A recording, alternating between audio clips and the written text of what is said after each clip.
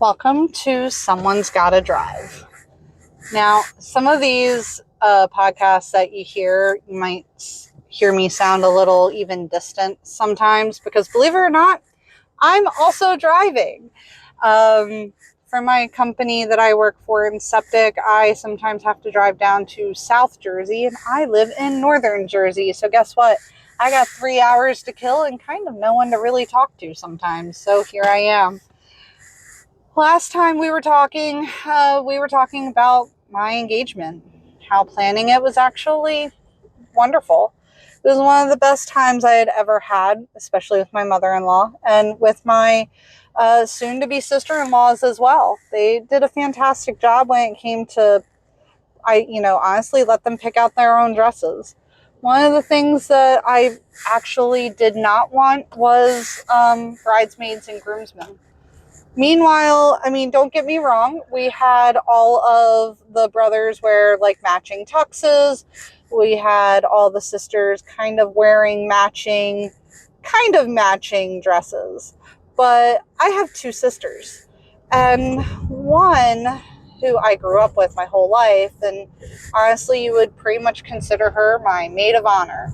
But I have another one who kind of tries to make situations be all about her.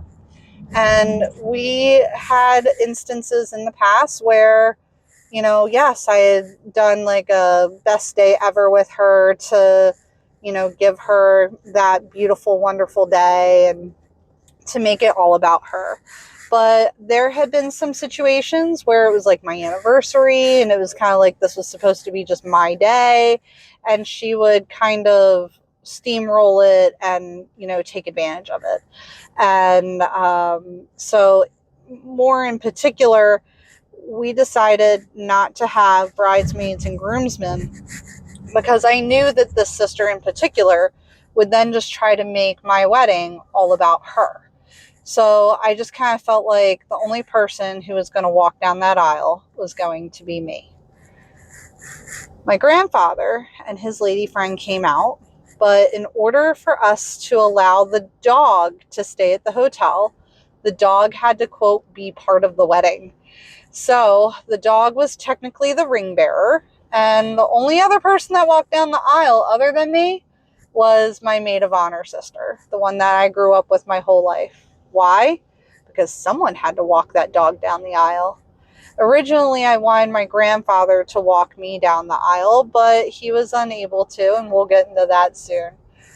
With that being said, here's how it all started. On a Thursday before my wedding, we took the day off, made sure to pick up our marriage license, and honestly, kind of get some things together. My biological father was coming up from Tennessee with his lady friend and also a friend of his. Somebody that I didn't really invite. He just brought it upon himself to bring his friend. And I just kind of figured, I'll trust you on this. To find out this friend, even though I didn't remember his name, I always referred to him as Papa Smurf, and I had actually known him. So once I'd seen him and was like, oh, you're Papa Smurf. And I was like, it's all right. But my dad showed up that Thursday, and honestly, took them about 2 days to get from Tennessee up to northern New Jersey.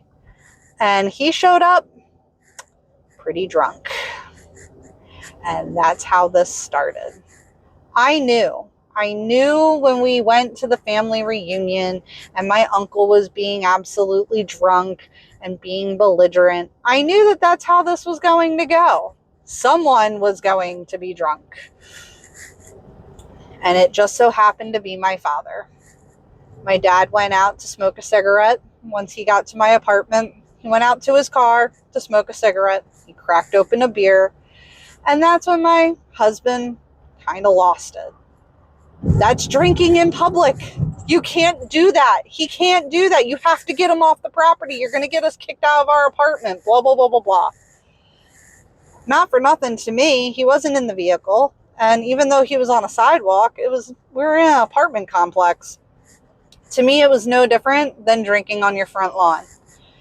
Mind you, I'm from down south. this is a common occurrence, but apparently drinking on your front lawn is kind of frowned upon here in New Jersey. So I proceeded to take my dad to a bar in a local town that I was going to because he didn't really feel like eating. And I took his lady friend out to lunch because honestly, I was hungry and I really wasn't planning on them getting there as early as they did. One of the funny things about being here in northern New Jersey is that they don't think they have accents when they very much do. But trust me, I know as a southerner that we do have an accent, and people in northern New Jersey, they just eat that up, man. They're just like, say that again? Like, they love listening to a southern accent. They just kind of shocked at where it even comes from. And so my dad, I dropped him off at that bar, and honestly, everyone at that bar just ate him up alive because they just loved his southern accent. I had lunch with his lady friend, got to know her a little bit, and then after that, we met with my sister-in-laws and my mother-in-law to go get our nails done together. The original game plan was that after getting nails done, we were going to go have dinner at my in-laws' house, and they were going to meet my dad and his lady friend. But the one caveat was my mother-in-law wanted absolutely no drinking. This was not a day for drinking at all. So now I'm trying to convince the lady friend that, I'm sorry, you're actually going to have to take my father to the hotel that you guys have booked to stay at during the wedding because he can't come over.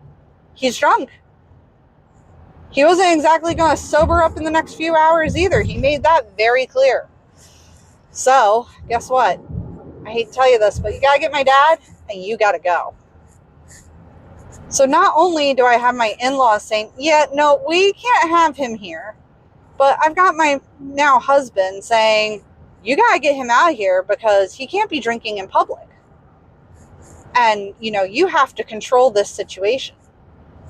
And if there's anything drug addicts and alcoholics have taught me, that is, you cannot control them and you cannot control those situations, unfortunately. That's just not how it works. I remember going to dinner at my in-laws that night and they were like, what can we do to calm your nerves? Because I was wholeheartedly freaking out. And I said, you need to explain to your son that my dad's a drunk. And I can't control him and I can't control this situation. And I hate to tell you this, but you think it's bad now. This is Thursday. We get married on Saturday. We still got a few days left to go. And so on our way back to our apartment, my husband's just like, I'm really sorry. I said, no, I said, I am going to be very clear with you right here and right now. I told you when we started planning this wedding that my family is nothing but drug addicts and drunks and alcoholics, and that I can't control what they do. And that, maybe we shouldn't even invite them because this is exactly what they're going to do. And now you're getting a firsthand taste at it and you're telling me I need to control them, that I need to remove them, and now you're putting me in a really bad situation. You have to accept people for who they are right now. You're going to have to accept that people are going to do things that you don't want them to do at your wedding. And let me be clear. This isn't my first wedding. Remember this, okay? My first wedding, the best man was screwing some chick in my farm field who was underage. I could not control situations then, and I knew having what was going to seem to be this perfect wedding, that's what we were going to deal with. And more importantly, it was going to happen on my side of the family. So you asked me to remove another family member, again, more specifically my family members, from our wedding or from a property or from the premises. Do not expect me to walk down that aisle because I have made it very clear to you.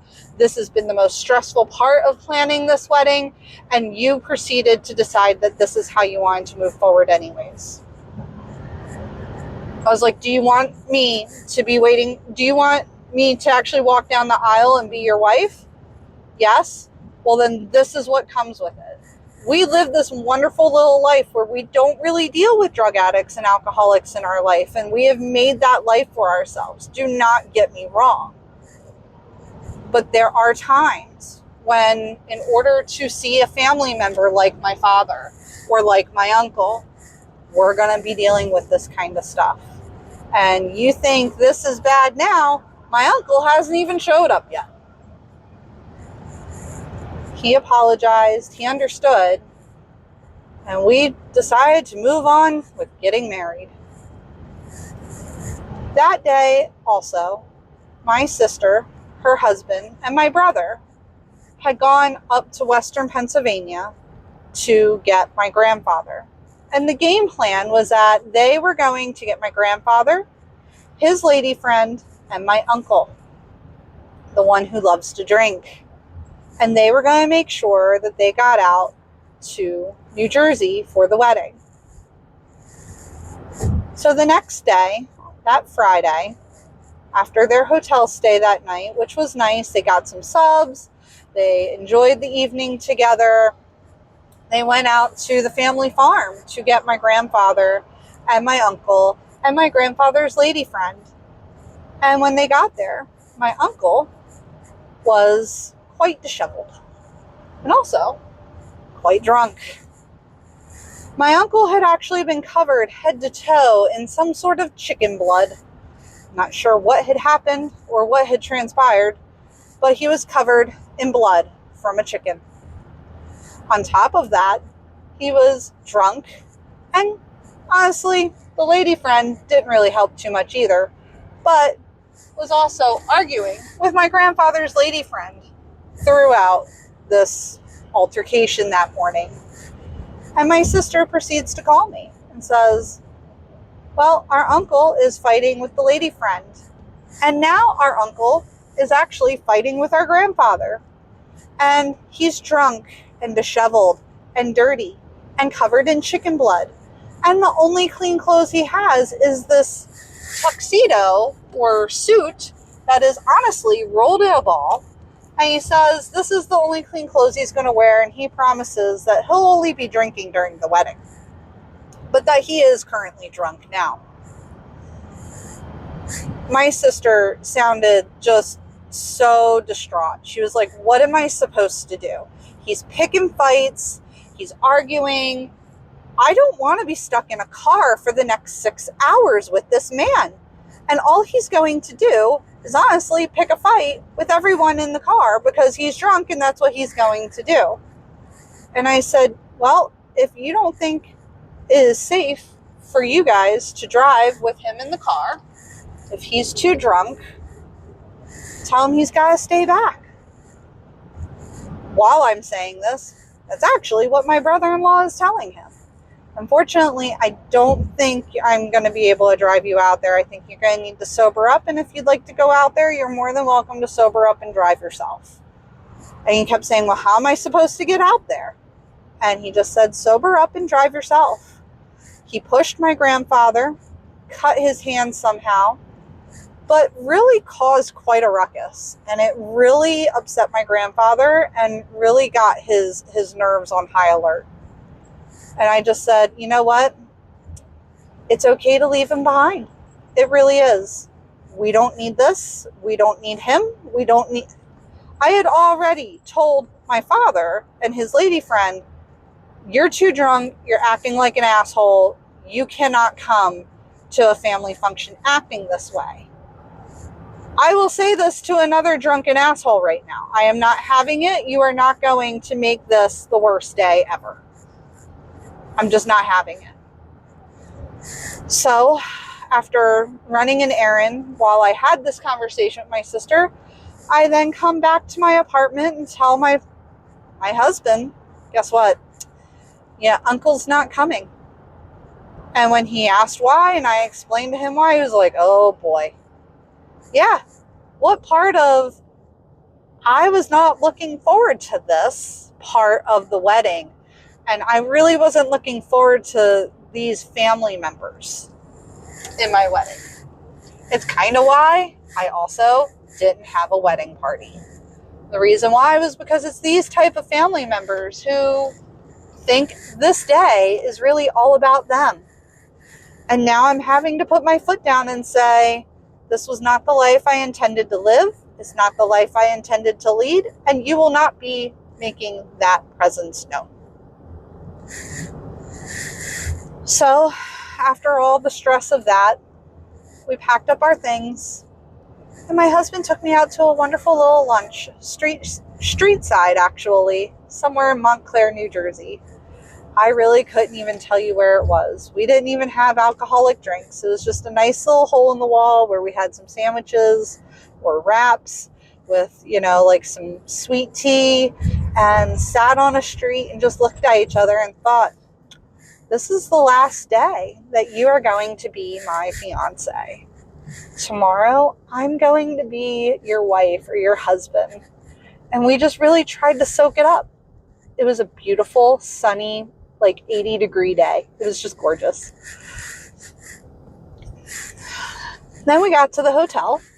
And what we were doing for everyone who showed up at the hotel was a welcome party. Now, at another hotel close by, I had done a block of hotel rooms. And also did a block of hotel rooms at the venue that we were actually getting married at. And the reason behind it was because the hotel the venue we were being married at just didn't have too many rooms. On top of the fact that we knew that people were coming from all over, like Ohio, Washington State, Tennessee, things like that. So we purposefully kind of did it in a place that was nowhere really near my house. It was about an hour away. And, where we had hotels and places for people to stay. So with that being said, we knew a lot of people were coming in on Friday, and we did what we called a welcome party, where we got pizza, wings, salads, and we even had the officiant meet us there that night. And we just kind of welcomed everybody that day. My sister showed up with my grandparents. My dad showed up and realized that he was a little too drunk the day before, proceeded to be in a much better stance that evening. And thankfully, that's actually when he got to meet my in-laws, and it was a little bit better circumstances. My dad did kind of keep his P's and Q's for the rest of the weekend, but I think he realized that he was embarrassingly drunk on that day before. So with that being said, we had everyone welcomed at our welcome party. Thanked everybody for being there. My brother brought a date for once, and the sister that also loves to make things about her also tried to be quite embarrassing as well at my welcome party, trying to eavesdrop on conversations that I had and tried to make, conversations that I was actually having, private ones, public knowledge. It was just kind of awkward. But with that being said, I also had to remind myself that I too I couldn't control what other people did. I could only control myself. So I learned very quickly how to nod my head, smile, and turn, and kind of avoid some pretty crappy situations. That night, my husband and I, we actually didn't spend the night apart. We actually spent the night together. We figured it was no different. I mean, not for nothing. It wasn't just another piece of paper, but we've been living together for 5 years at this point. So, you know what? This one night wasn't going to make a difference. No, he did not see my wedding dress prior.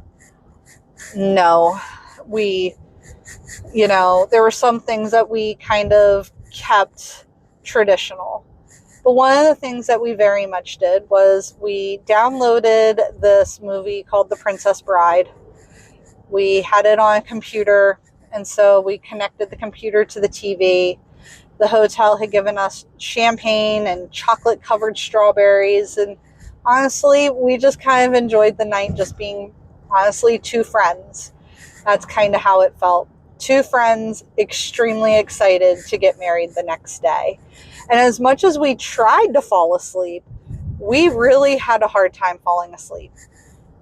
It wasn't about comfort. It was about excitement. And I remember being like, are you asleep? And he's like, no, are you asleep? And I'm like, no. And it's like 2, 3 o'clock in the morning.